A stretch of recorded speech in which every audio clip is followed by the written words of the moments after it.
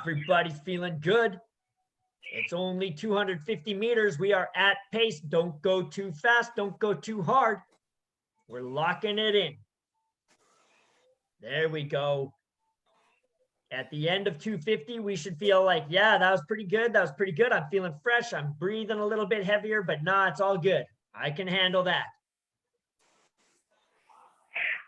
Excellent work. Excellent work. Once you're done that 250, we're just going to lengthen it out. Keep it nice, long, smooth. We're going to go to that plus 15 to plus 20 over target. Excellent job. We want to keep it moving there, Helen. Keep it moving. You got this. Head up, eyes up. Stay connected on the sit bones. Excellent. And Mark, make sure we're not bringing that body back to meet the handle a little bit through the release. Lock the shoulders back. Lock that body. There you go. There you go. Nice. Here we go. Heads up. Nice work. Nice work. Everybody feeling good. Good job. Good job, everybody. We got a minute and a half left at plus 15 to plus 20. That's it. A minute and a half. We want to really take this time again. Think about the technique. As we start to get through these pieces, we want to think, okay, what's my technique doing? How am I sitting on this seat? How am I holding these shoulders through the drive? How am I progressing through that stroke? Is my body connected? Am I locking that angle between the shoulders and the hips? Or am I letting those shoulders open too early? Am I letting my hips push out before my shoulders are engaged as well? We don't want any of those things happening. We want to make sure it's very solid. Remember, the more we let things fall apart, the more that boat is going to go off balance. The more that boat is going to get checked and it's going to stop running. Every motion we do on the erg, we want to think about how it's going to affect that boat on the water. It's very easy to get caught up thinking, okay, I just got to pull, I just got to yank, I just got to go hard to keep a number on these ergs because they don't give a lot of feedback, but the sport is rowing, the sport is not erging. So we want to have good skills that transfer over. That's why I say when we come off power, don't let it fall apart. Keep sitting tall. Stay tall over center. Keep those hands nice and level. Keep breathing. Stay connected on the foot plate. Excellent job. We are coming up to that transition over to dorsal raises in 3, 2, 1. And here we go. Dorsal raises. Dorsal raises. A nice bit of a restful station here. All right. Get some water if you need it. You can always towel off as well. Whatever feels good.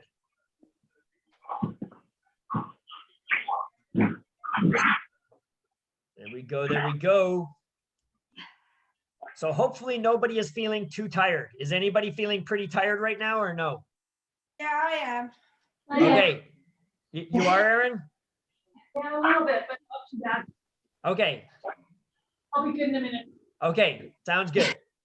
Did a big bike ride today. Lots of hills. Okay. Susan went out for a big bike ride. Claudia's doing power walks. Oof. Yeah, I did the bike ride on. I'm still suffering from it from Tuesday. So many hills. Gotcha. So how did we find, though, getting to that target? Was it pretty easy, or did we find that it was hard to stay on target, or it was easy to get to target? I liked the start because it kind of gets things light. It kind of boom, boom, boom, boom, boom. You're kind of light then. That's right. Slowly, I don't get to my target for a few strokes, but you know, that those 5 boom, boom, boom, boom as the start just kind of makes it feel light for me. That's right. It should feel fairly light and zippy, right? Only after the start, yes. That's right. And that's what I mean. Like the starts, that's like I say, it's our first gear, second gear, third gear. We're just kind of moving through, getting things moving, right? And then we can kind of switch to those bigger gears and really start moving that boat and heaving away. I shouldn't say heaving away, driving away, right? Yeah, and I think I actually reached my target quicker for that start once I sort of figured it out. Excellent, excellent. And that's what we're looking for, right? That's what we're looking for. All Well, right. especially since I'm trying not to get that bottom number to that same number. It's easier. That's right. So for me, it's generally sort of, I look at the big number for each stroke, and then occasionally I will look at the smaller number to kind of see how I'm holding up through the entire piece. Yeah. Right? And we're back on in 3, 2, 1, and we're back on. And we got a 6 minute block. 6 minute block. That's it on the erg. We're going to do a rate change every minute. We're starting off at a 16. We are going to get going a little bit higher here, but it's only for 6 minutes. Starting off at a very low 16. Derek, Yes, Helen. if the drag factor is about 125, is that about right? Yeah, for women, that's kind of a standard sort of number. You can go, but if you feel comfortable at 110, 115, you can even do that, right? But the more you go down, you got to be faster, don't you? Or what's the advantages? It's not exactly like that. It's not exactly like that, but generally speaking, you can kind of think, yeah, at a lighter rate, you may have to go a little higher. At a lighter, resistance, you may have to go a little higher rate to make it up, I'll say. And 2, 1, we are moving to 20 rate, 20. Here we go, 20 rate. But Helen, 125 watts is pretty good, right? I generally say 125 for women, 135 for guys, something like that. Yeah, mine's at 125, but I'm an old woman. That's right. So you might even want to try a 115, right? Do a couple pieces like today or tomorrow at a 115, see how it feels. Hey, mine's lower. But There you go. Susan? to do a higher rate anyway. There you go. So Susan's got hers a little lower. Susan's what? Probably 115, 110? Yeah, I remember. Haven't There you looked at- go. So Susan's probably set hers around a 3 or something on the machine. Just under a 4. There you go. So 3.5 or so. Really? Yeah. And we're going to move it to a 22 in 2, 1. And there you go. Sitting tall, feeling good. I used to do mine at about 135 to 136, like almost right on there. Since my shoulder got kind of messed up, I've lowered it a bit, right? Well, you know my shoulders, eh? Yeah, exactly. So for me, I usually go probably, I'll say the 125-ish area. If I start going too much higher, my shoulder starts giving me problems again.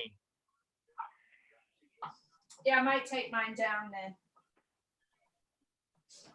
But it's not a case of, so for example, sometimes guys especially will be like, I don't want to go low watts because I don't want to be a wimp, right? But it's not a case of higher watts are like a stronger person. It's very individual. So for example, we say, and we're going to change that rate again. We're going to 24 in 2, 1. And here we go, 24. So Mick has his really low, like his drag is down like around just about 3, I think, between 3 and 4. There you go. Right? Us. Yeah.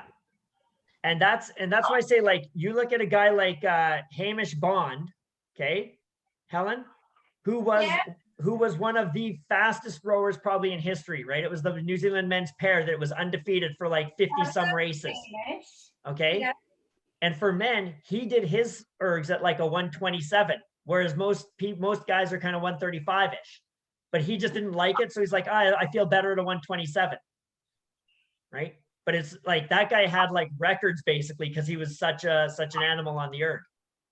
So it's Yeah. not a case of, oh, one is better or worse or stronger or weaker. It's just like, it's just different. 2, 1. And there we go. We're going to bring it up now to a 26, a 26. We only have 1 minute here at the 26. Then we're going to bring it to the 20. So yeah, feel free to play around with those dampers, right? See the numbers. All right, everybody feeling good. Heads up, eyes up. We're keeping those strokes nice and long at this 26. If you can't hit the 26, that's okay. Stay to the 24. No big deal. Aaron, make sure we're not opening the body. Don't yank away. Push, then open. push, then open. That's what we want. Push, hold the shoulders in front, Aaron. Hold the shoulders in front.